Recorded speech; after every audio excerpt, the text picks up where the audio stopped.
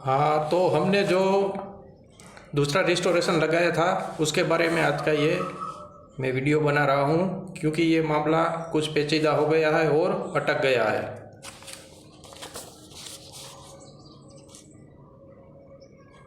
ये है वो सेकंड रिस्टोरेशन MCA 8817 2026 में दाखिल किया था। तो जब पहला रिस्टोरेशन मंजूर हो गया था, उसके बाद जब हमने ये दूसरा रिस्टोरेशन दाखिल किया जो फॉलो नहीं किया गया था पहला रिस्टोरेशन, उसके बारे में, तो दूसरे रिस्टोरेशन में रजिस्ट्री ने कुल 10 ऑब्जेक्शन निकाले थे। उस 10 में से 7 गलत ऑब्जेक्शन थे और 3 जो थे वो ज़रूरी नहीं थे।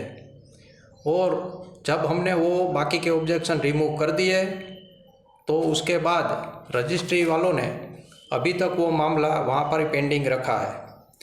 अब उसमें वो 81 डे का डिले शो कर रहे हैं। अब यहाँ पर बात यह है कि 81 डे का डिलेज नहीं आता है इसमें, क्योंकि जो पहला रिस्टोरेशन था वो 12 फरवरी 2026 को मंजूर हुआ था और उसमें कोर्ट ने कहा था कि ये आज से ये ऑर्डर अप्लाई है और 2 हफ्ते का टाइम है। ये रहा वो MCA 370 का ऑर्डर, ये आप लोगों को साफ साफ दिखाई दे रहा है, ठीक है। इसमें यहाँ लिखा है कि 2 हफ्ते का टाइम है, ठीक है। पर यहाँ पर एक और भी है, ये देखिए कि कोर्ट ने जो हमें है वो 500 रुपीज़ का कॉस्ट लगाया था। ये जो 500 रुपीज़ का कॉस्ट लगाया था वो कॉस्ट तभी हम भर सकते हैं जब ये ऑर्डर जो है कोर्ट में अपलोड होता है। तो ये जो कोर्ट में ऑर्डर है वो यहाँ पर देखिए, ये जो है वो 19 तारीख को, ठीक है ना, 19 फरवरी 2026 को ये अपलोड हुआ था। तो अब इस हिसाब से हम गिनते हैं, ठीक है। तो ये जो है वो तकरीबन 5, 6 या 7, 8 तारीख तक जाता है, ठीक है। ये 2 वीक ख़त्म नहीं होता है, लेकिन रजिस्ट्री वालों ने 2 मार्च को ही इस रिस्टोरेशन को बंद कर दिया था। अब यहाँ पर मैं आपको ये बताता हूँ कि ये 19 तारीख को ये जो है ऑर्डर अपलोड हुआ, ठीक है। ऑर्डर अपलोड होने के बाद यहाँ पर आपको हम बताते हैं, ये देखिए स्टेटस उनका, ठीक है। ये 20 तारीख को उन्होंने एस्टैब्लिश किया था केस, ठीक है। उसके बाद हमने ये कॉस्ट भरी थी 20 तारीख को, ठीक है। और उसके बाद इनका जो लास्ट पेंडिंग स्टेटस है वो स्टेटस 26/2 फरवरी का है, ये देखिए यहाँ पर, ठीक है। ये 26 फरवरी 2026 का स्टेटस है, मतलब कि तब तक ये रिस्टोरेशन पहला जो था वो पेंडिंग था, ठीक है ना। तो अब वो कैसे आता है, 81 डे का डिलेस कैसे आता है, यही सवाल है और इसी वजह से ये मामला वहाँ पर रुका हुआ है। तो वो मांग रहे हैं, हम नहीं देंगे, ठीक है। उनको जो करना है वो करे।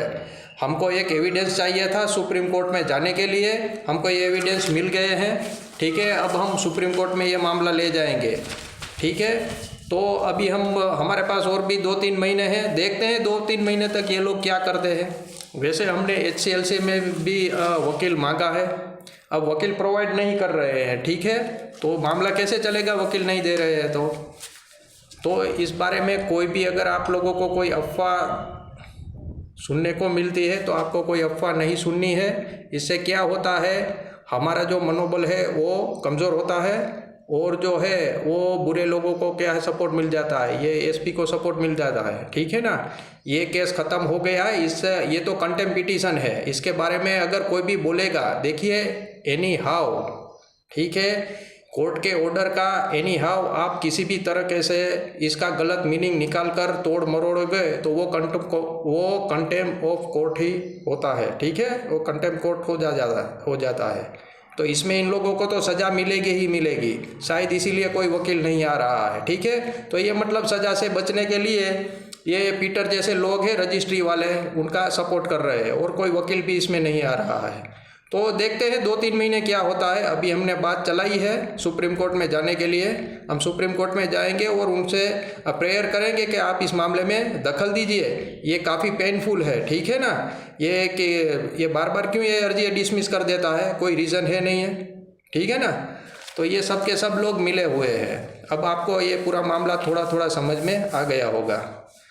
और दूसरी बात, अगर इस केस को कोई लेना चाहता है, कोई वकील, तो मेरे व्हाट्सएप नंबर 8849555863 पर टेक्स्ट मैसेज करें। कॉल करने की ज़रूरत नहीं है, ठीक है।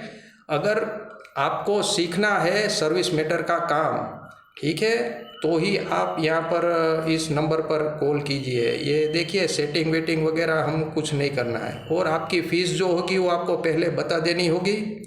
आपकी फ़ीस जो है वो कंटेम्प्ट पिटीशन की नोटिस होने के बाद थोड़ी थोड़ी मिलना शुरू हो जाएगी, ठीक है। अगर आपने काम अच्छा कर दिया तो आपको हम ज़्यादा फीस देंगे। अभी फ़ीस नहीं मिलेगी, ये हम पहले ही बता देते हैं। वो इसलिए कि इस मामले में हमें कई वकीलों ने लूटा है और धोखे दिए हैं। तो ये जो अहमदाबाद गुजरात हाई कोर्ट में जिस किसी को भी इंटरेस्ट हो वो हमें इस नंबर पर व्हाट्सअप कर सकता है। बाकी अफवाहों से दूर रहिए। कोर्ट कचहरी अपना काम करेगी, हम अपना काम करेंगे, ठीक है ना। धन्यवाद।